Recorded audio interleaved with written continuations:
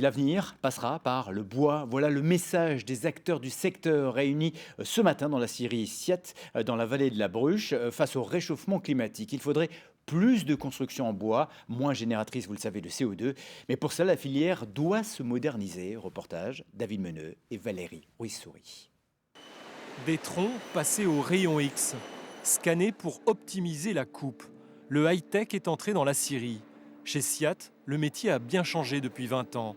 La manutention a disparu, la technologie a fait son apparition. Quelqu'un qui vient, soit il a fait une école, mais il ne peut pas arriver comme ça et dire je sais faire mon travail. Là non, il faut au minimum 1 an de connaissances juste sur le poste pour pouvoir bien faire son travail. Former les futurs professionnels du bois est devenu un enjeu majeur car le secteur ne cesse d'évoluer. Toutes les scieries n'ont pas encore basculé dans l'ère de la technologie, mais la transformation est inéluctable. Ces prochaines années, il faudra donc définir clairement les compétences dont les entreprises ont besoin. Actuellement, nous avons les outils de formation.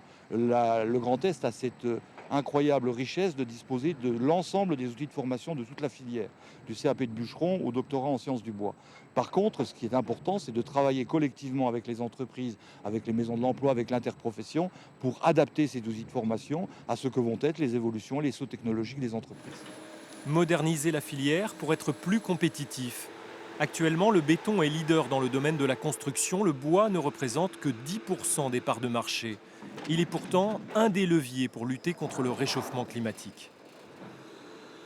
En construisant en bois, on vient stocker dans nos structures le carbone que l'arbre a su constituer au fur et à mesure de sa croissance. Et comme on replante systématiquement, on plante plus d'arbres qu'on en coupe, eh bien, on rentre dans un cercle vertueux où on vient restocker le carbone qu'on a libéré.